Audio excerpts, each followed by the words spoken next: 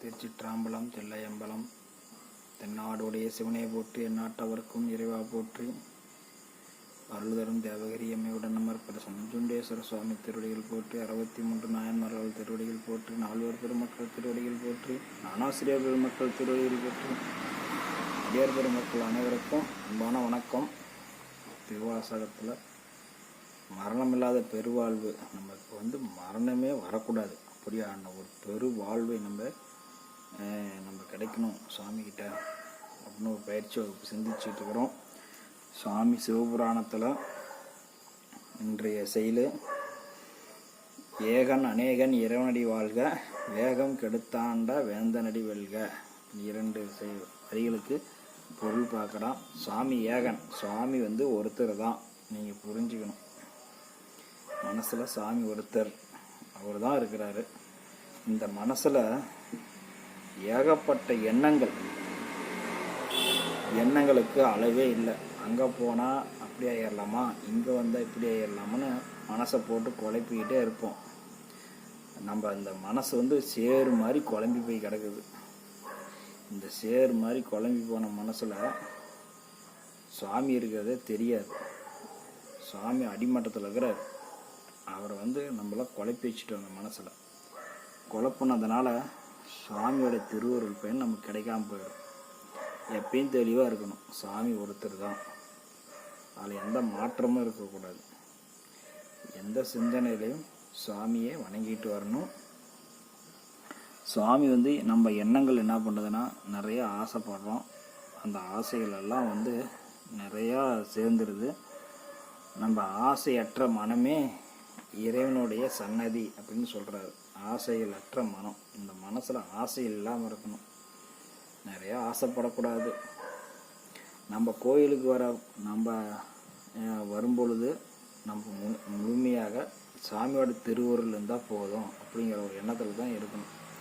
சாமியோட திருவருள் கருணை தான் நமக்கு போதும், அதுவே மிகப்பெரிய சொத்து. தினசரி சிவபுராணம் பாடிக்கிட்டு வருவதற்கெல்லாம் நீங்கள் பயிற்சி எடுக்கணும்.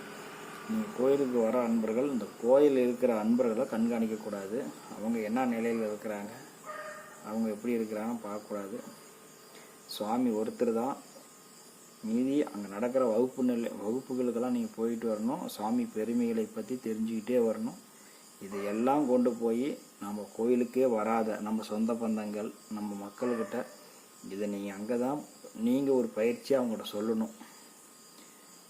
நம்ம சாமி பெருமைகளை மற்ற இடத்துல சொல்லணும். கேட்குற வகுப்புகள், அதனுடைய குறிப்புகளை எல்லாம் நம்மளுடைய சொந்த பந்தங்களுக்கும் பொதுமக்களுக்கும், கஷ்டத்தில் இருக்கிறவங்க நோயாளிகளுக்கெல்லாம் சொல்லணும். இந்த கருமுதல் திருவரைங்கிற புத்தகம் மிகவும் அற்புதமான ஒரு அடிப்படை நூல். இந்த நூல்களை நீங்கள் கல்யாண நிகழ்வுக்கு, சொந்த பந்தங்கள் ஏதாவது நிகழ்வுக்கு வேறு பரிசு பொருட்களையெல்லாம் கொடுக்க வேண்டாம்.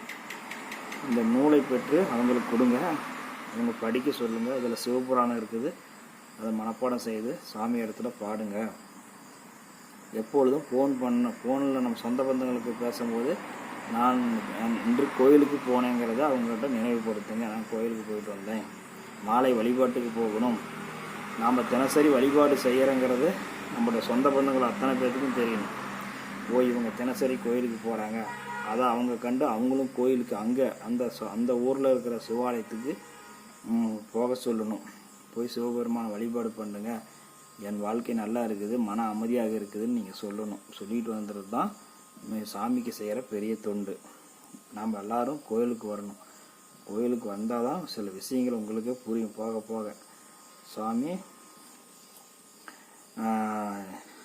ஏகன் அநேகன் இறைவனடி வாழ்க. ஏகன் ஒருவன் தான், சுவாமி ஒருத்தர் தான். நம்ம எல்லாருமே நம்ம போற்றி வணங்கணும். இப்போ அதுக்காக தான் ஏகன் அநேகன் இறைவனடி வாழ்க, வேகம் கெடுத்தாண்ட வேந்தனடி வெல்க.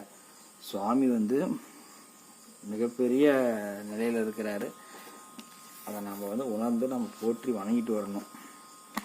எந்த சூழ்நிலையிலையும் நம்ம அவருடைய அன்பில் நம்ம மாறக்கூடாது. சுவாமி வேகம் கெடுத்தாண்டு எண்ணங்களை தான் சாமி சொல்கிறார். நம்மளுடைய எண்ணங்கள் தான், ஆசைகள், இது எல்லாமே சாமியை பார்ப்பதற்கு தடையாக இருக்குதுன்னு சொல்கிறாரு. கடவுள் ஒருவரே எல்லா உள்ளத்திலும் அவர் மறைந்திருக்கிறார். அவர் எங்கும் நிறைப்பொருள், எல்லாரிடத்திலுமே ஊடுருவி சாமி எல்லார் இடத்துலையுமே இருக்கிறாரு. அவர் எல்லாத்தையுமே கண்காணிக்கிறாரு. சுவாமி அவங்கவுங்க என்னென்ன பண்ணிகிட்டு இருக்கிறாங்கன்னு சாமியே கண்காணிக்கிறாரு. நாம் எதுக்கு ஒருத்தரை பற்றி கண்காணிச்சுக்கிட்டு அவரை பற்றி பேசிகிட்டு இருக்கணும்? அதெல்லாம் இருக்கக்கூடாது. உயிர்கள் அனைத்திலும் அவரே இருப்பிடமாக, சாமி உயிர்கள் அனைத்திலும் அவரே இருப்பிடமாக இருக்கிறாரு. பரமன் உருவனே, சாமி உருவத்து தான் அந்த உலகத்தையே, எல்லாம் அவரு தான். அதை வந்து தெளிவாக நம்ம புரிஞ்சுக்கிட்டு நம்ம தினசரி கோயிலுக்கு வருது தான் ஒரு பயிற்சி. கோயிலுக்கு வந்து வழிபாடு பண்ணணும், சாமியை மனதால் வழிபாடு பண்ணிட்டு வரணும். அங்கே கிடைக்கிற உழவார் பணிகளை செய்யணும். கோயிலில் ஏதோ குப்பைகள் கடந்தால் எடுத்து தொட்டியில் போடணும். தேவையில்லாத எந்தவித தகவல்களையும் நம்ம குடும்ப சோக கதைகளை கோயிலில் யாருக்கிடத்திலையும் சொல்லக்கூடாது. நம்ம குடும்பத்தில் நடக்கின்ற நிகழ்வுகளை, கஷ்டங்களை எதுவாக இருந்தாலும் நாம் ராஜகோபுரத்துக்கு வெளியே தான் வச்சுக்கணும். கோயிலில் வந்து சொல்லக்கூடாது.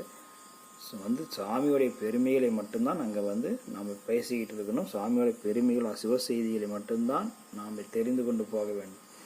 நம் கஷ்டங்களுக்கு எப்பொழுதும் இறைவன் தான் தீர்வு தருவார். மற்றவர்களாம் தீர்வு தரமாட்டாங்க. நீங்கள் சொல்கிற ஒரு கஷ்டமான விஷயத்த, குடும்ப விஷயங்களை நீங்கள் கோயிலில் சொல்லும்போது அவங்க 4 பேர்த்துக்கிட்ட தான் பகிர்வாங்களே தவிர உங்கள் கஷ்டத்துக்கு தீர்வு சொல்ல மாட்டாங்க. உங்களை கேவலப்படுத்த தான் பார்ப்பாங்க. உங்களை கேவலமான ஒரு நிலையில் தான் அவங்கள கேவலப்படுத்திடுவாங்க. உங்களுடைய சுய கருத்துக்களையும் சுய சிந்தனைகளையும் யாரிடத்திலும் சொல்லக்கூடாது. அதே மாதிரி தெய்வ ரகசியங்களையும் சொல்லக்கூடாது. நீங்கள் எப்பொழுதும் உங்கள் வழிபாட்டு முறையில் கவனமாக இருக்கணும். யாரிடத்திலும் அன்பாக பழக வேண்டும், பணிவாக வணங்க வேண்டும். இது மட்டும்தான் நமக்கு கொடுத்துருக்குறாங்க. மேற்கொண்டு உறவு முறைகளெல்லாம் நம்ம அதிகமாக எடுத்துக்கிட்டு மன கஷ்டங்களோ பணங்களை கொடுத்துக்கிட்டு கஷ்டப்படுத்துறது இது மாதிரிலாம் எதுவுமே இருக்கக்கூடாது. எந்த சூழ்நிலையும் கோயிலை ஒருத்தர் என்னை பேசிட்டாருன்னு சொல்லி கோயிலை வெறுக்கக்கூடாது. அதுக்காக தான் சொல்கிறோம். நீங்கள் என்ன பண்ணுவீங்கன்னா, கோயிலுக்கு போனோம்பா அதெல்லாம் அங்கே பார்த்தீங்கன்னா இதை விட பெரிய கொடுமையான ஆளுங்களாம் அங்கே இருக்கிறாங்க, நம்மளை ஏகப்பட்ட மன கஷ்டங்கள் ஏற்படுத்துகிறாங்க அப்படின்னு அவங்கள ஏற்படுத்தலை. நீ போய் ஒவ்வொருத்திட்டையும் உன்னை அறிமுகப்படுத்திக்கிட்டு உன்னை வந்து நீயே உன்னை வெளிப்படுத்திக்கிட்டு நான் இப்படிப்பட்டவன், நான் அப்படிப்பட்டவன், நான் இங்கே இருக்கிறேன் அங்கே இருக்கிறேன்னு பெருமையாக பேசிவிட்டு உன்னைய அப்புறம் அவங்க ஏதாவது ஒன்று அவங்க அதை கேட்டுக்கிட்டு அதை தவறான வழியில் பயன்படுத்தும் போது மனம் சஞ்சலாகும். அப்புறம் கோயிலுக்கு போகிறது அடித்தா கோயில் மேலே பழகி போட்டுறது இப்படியும் செய்யக்கூடாது. நீங்கள் கப்பு சுப்புன்னு இருக்கணும். திருமுறைகளை பாடணும், திருவாசங்களை பாடணும். கோயிலில் போய் தினசரி ஒரு திருமுறைகளை பாடி வர வேணும். உங்களுக்கு இருக்கிறதே 1 மணி நேரம் வந்து வழிபாடு பண்ணுறீங்கன்னா அந்த 1 மணி நேரத்தையும் இறை சிந்தனையாகவே மாற்றிவிட வேண்டும். கொஞ்சம் கூட நேரம் இடைவெளி இல்லாமல் நம்ம இறைவனிடத்தில் தொடர்பில் இருக்கணும். அப்படி வாங்க. புது அன்பர்களை கண்டால் நம்மளுடைய கருமுதல் திருவரை பவானியில் சிவனடியார் திருக்கூட்டம் வந்து மிக அற்புதமாக முதல் அடிப்படை நூலாக அமைச்சிருக்கிறாங்க. அந்த நூல்களை நீங்கள் அனைவரிடத்திலும் நம்ம நண்பர்கள் 70 ரூபா வருது. 2 பேர்த்துக்கு போய் டீ வாங்கி கொடுத்தா கூட ஒரு பலகாரம் சாப்பிட்டா இன்றைக்கி 70 ரூபா 80 ரூபா வந்துடுது. அதெல்லாம் தவிர்த்து விட்டு இந்த மாதிரி நூல்களை நீங்கள் சந்திக்கும் அன்பர்களிடத்தில் கொடுக்கணும். அந்த நூல் அவங்க வீட்டுக்கு போச்சுனாவே அவங்க குடும்பத்தில் இருக்கிறது மனநிலைகள் மாறும். அவங்களும் சைவத்துக்கு வருவாங்க, அவங்களும் சிவ வழிபாடு செய்வாங்க. உங்களால் நீங்கள் கோயிலுக்கு ஒழுக்கமான முறையில் வழிபாடு செய்கிறீர்கள் என்றால் உங்களை சார்ந்து ஒரு 10 பேர் கோயில் வழிபாட்டில் இருக்கணும். இந்த தமிழ்நாட்டில் உங்கள் சொந்த பந்தங்கள் எங்கெல்லாமா கூட இருப்பாங்க. அங்கெல்லாம் நீங்கள் உங்களை நம்புகிற அந்த ஜனங்க நீங்கள் நல்லது தான் சொல்லுவீங்க அப்படின்னு நம்பி அவங்களும் கோயிலுக்கு போகணும்.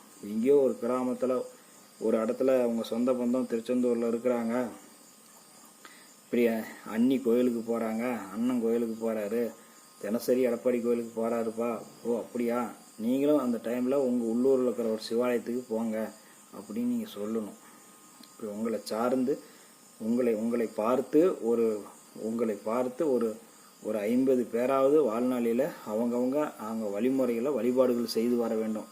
உங்கள் சொந்த பந்தங்கள்லாம் வழிபாடு, அப்போ தான் நீங்கள் அந்த நெறியில் ஒழுக்கமாக இருக்கிறீங்கன்னு அர்த்தம். ஏன்டா இப்போ கோயிலுக்கு போனோம், ஐயோ அப்பா இவனுங்களாம் இப்படி இருக்கிறானுங்க அப்படி இப்படிங்கலாம் சொல்கிற இடத்துல நீங்கள் சேரக்கூடாது. தேவையில்லாமல் நட்புகள் பழக்கவழக்கங்கள்லாம் யாருக்கிட்டையும் வச்சிக்கக்கூடாது. கொடுக்கல் வாங்கலாம் வச்சிக்கக்கூடாது. அவங்க வரவு செலவெல்லாம் மூட்டையை கட்டிக்கிட்டு அங்கே வச்சுக்காங்க. எங்கே உங்கள் சொந்த பந்தங்கள் உங்கள் உறவுக்காரங்கிட்டே ஏற்கனவே 1008 பிரச்சனை. இது அதே தான் இங்கேயும்.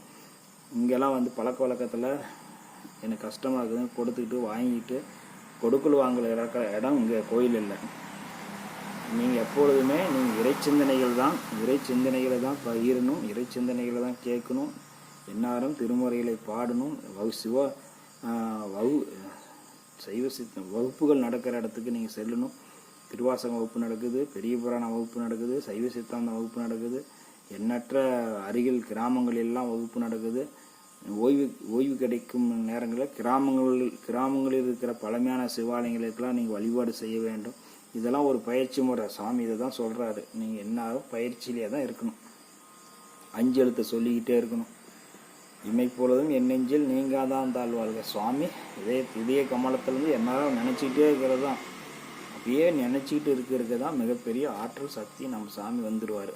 முதல்ல சாமி வர வைக்கிறது வந்து அவருடைய நம்ம உடலில் அந்த உயிர் ஆற்றல்கள் நமக்குள்ள கிடைச்சிருச்சுன்னா இறைவன் ஆட்டோமேட்டிக்காக எல்லா விஷயங்களும் உங்களை வைத்து கொண்டு இறை தூதுவர்களாக மக்களிடத்தில் சிவசெய்திகளை கொண்டு செல்வதற்கு பயன்படுத்தி கொள்வார். நீங்கள் ஒரு நடமாடும் கோயிலாக மாற வேண்டும். அதற்காக நீங்கள் பயிற்சி எடுக்கணும். ஒரு சாதாரண ஒரு கையை பிடிச்சிக்கிடுச்சு, அது டாக்டர்னு சொல்கிற அப்படி இந்த மடக்கு விரிக்க முடியலன்னா அப்படியே கொஞ்சம் கொஞ்சமாக ஒவ்வொரு நாளாக பண்ணும்போது இந்த 5 விரலும் விரிந்து கொள்ளும். எந்த ஒரு சூழ்நிலையும் பயிற்சி தான் முயற்சி. இந்த பயிற்சியும் முயற்சியும் வேணும். நம்ம பாட்டுக்கு எல்லாமே நமக்கு வந்துடும் அப்படின்னு நினைக்கிறதெல்லாம் தப்பு. அதெல்லாம் வந்து அது பொதுவான ஒரு கருத்துக்களை சொல்லுவாங்க. சுவாமி திருவருள் எல்லாமே நமக்கு கிடைச்சிரும் அப்படின்னு சொல்கிறதெல்லாம் ஒரு மனம் வந்து ஒரு நம்பகமான தன்மையில் இருக்கணும் அப்படிங்கிறதுக்காக சொல்லுவாங்க. அதெல்லாம் நம்ம அதை நம்பிக்கிட்டு இருந்தீங்கன்னா ஏமாந்து போயிடுவீங்க. உங்களுடைய பயிற்சியும் உங்களுடைய முயற்சியும் தான் இறைவனை போய் சேருவதற்கு வழிவகை செய்யும்.